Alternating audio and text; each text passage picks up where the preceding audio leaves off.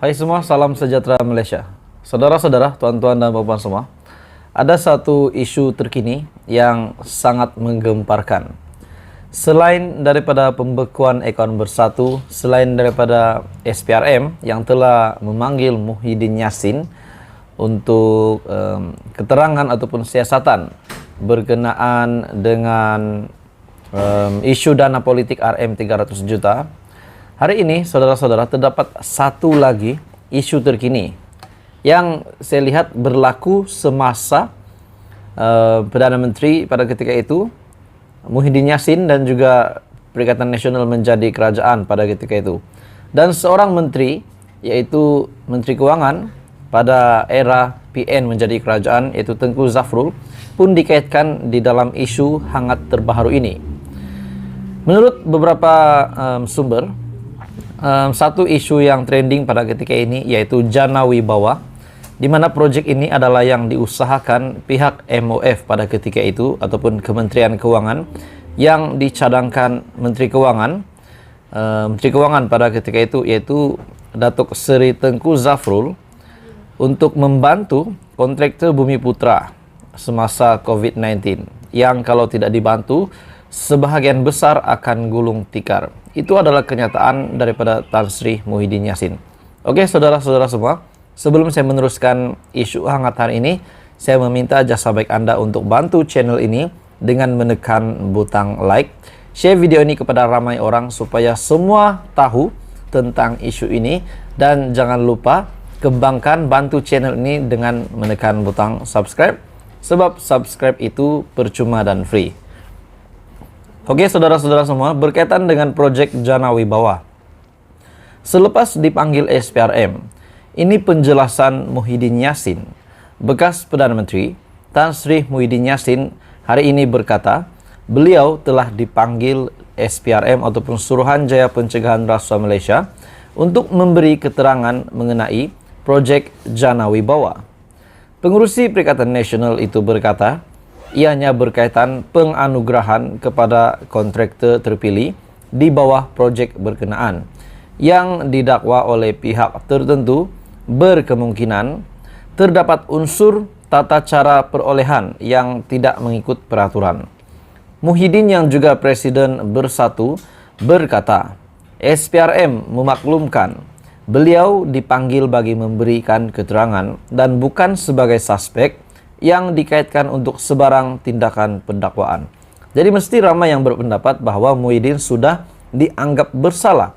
Namun saudara-saudara semua, tuan-tuan dan puan-puan semua, mengikut undang-undang, selagi belum disabitkan kesalahan, selagi belum dibuktikan kesalahan, itu tidak boleh kita anggap sebagai kesalahan.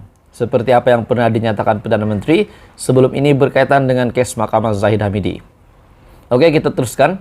Jana Wibawa adalah proyek yang diusahakan pihak Kementerian Kewangan MOF yang dicadangkan Menteri Kewangan ketika itu, yaitu Datuk Seri Tengku Zafrul Tengku Abdul Aziz, untuk membantu kontraktor Bumi Putra semasa COVID-19. Cadangan itu juga telah dibawa ke Kabinet dan diluluskan. Kita laksana dengan meminta Persatuan Pemborong Bumi Putra untuk mengemukakan nama-nama kontraktor berwibawa yang diluluskan Lembaga Pembangunan Industri Pembinaan ataupun CIDB. Katanya, peraturan itu ditetapkan oleh Menteri Kewangan yang mempunyai kuasa penentu untuk memilih atau kementerian yang terbabit dengan proyek-proyek tadi untuk membuat ataupun memberi pertimbangan, menilai sama ada yang mohon itu layak atau tidak. Jadi adakah untuk isu terkini yaitu Jana Wibawa terdapat penyelewengan ataupun terdapat beberapa salah laku yang dikesan oleh SPRM ataupun penguat KASA, disebabkan perkara ini telah tular di media sosial sejak semalam.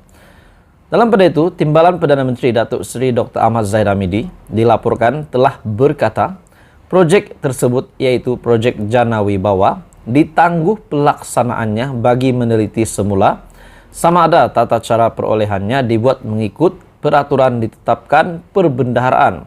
Menurut Timbalan Perdana Menteri Ahmad Zahid yang juga Menteri Kemajuan Desa dan Wilayah, penangguhan proyek membabitkan nilai RM 5,7 bilion. Dalam pada itu, saudara-saudara, dalam kenyataan yang lain, untuk perkembangan terkini Facebook Tengku Zafrul, beliau telah membuat satu post ataupun status di Facebook beliau dengan berbunyi, ada media tanya saya mengenai Jana Wibawa.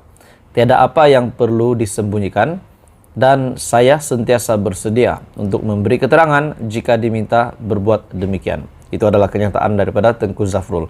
Jadi saudara-saudara, apa komen Anda? Teruskan bersama di dalam channel ini untuk perkembangan-perkembangan politik yang seterusnya. Jangan lupa bantu channel ini dengan menekan butang like, share, dan subscribe. Halo semua, salam sejahtera Malaysia. Saudara-saudara, berkaitan dengan isu yang memang hangat sejak beberapa ketika ini, berkaitan dengan skandal LCS. Akhirnya satu soalan diajukan kepada Timbalan Perdana Menteri. Timbalan Perdana Menteri Malaysia, yaitu yang juga pengurusi Barisan Nasional, Ahmad Zahid Hamidi. Satu soalan yang telah diajukan kepada Zahid Hamidi, bila Zahid nak saman Raja Petra, soal sayap bersatu. Oke, saudara-saudara, berkaitan dengan isu ini adalah satu isu yang sudah hangat beberapa ketika ini.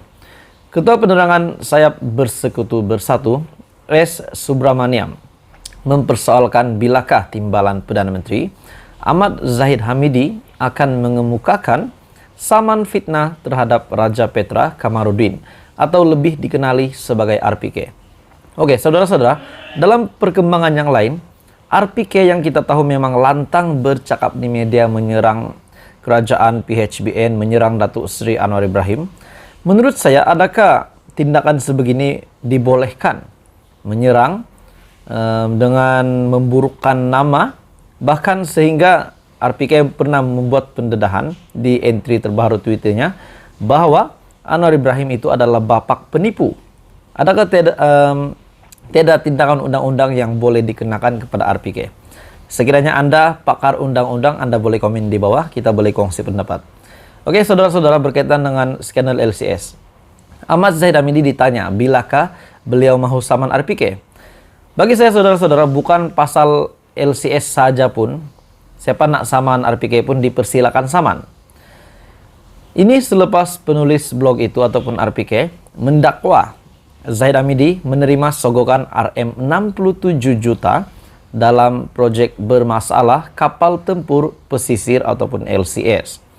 Pada hari penamaan calon PRU yang lepas, Zahid berkata dia akan mengemukakan saman terhadap RPK.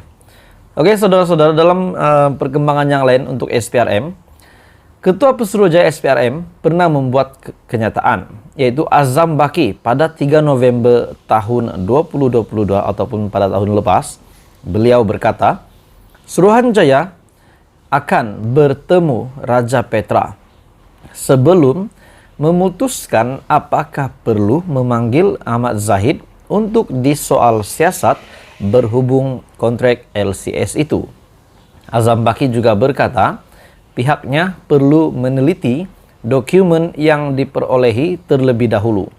Katanya, pasukan SPRM ditugaskan untuk bertemu Raja Petra di lokasi di luar negara yang dipersetujui kedua-dua pihak. Menurutnya, siasatan tersebut merupakan sebahagian daripada siasatan SPRM ke atas kes LCS.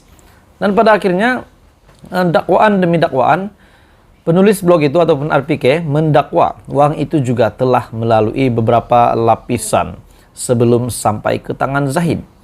Sebelum membuat tuduhan, RPK perlu membuat ataupun mempunyai bukti atau dokumen untuk mengemukakan tuduhan itu. Jadi saudara-saudara, akhirnya skandal LCS ini kembali lagi timbul di media. Dan adakah SPRM akan benar-benar berjumpa dengan RPK? Bagi saya, saudara-saudara, bukan pasal skandal LCS pun kita dapat lihat bagaimana lantangnya RPK bersuara di media menyerang kerajaan. Oke, saudara-saudara, tuan-tuan dan bapak semua, terima kasih kerana menonton channel ini.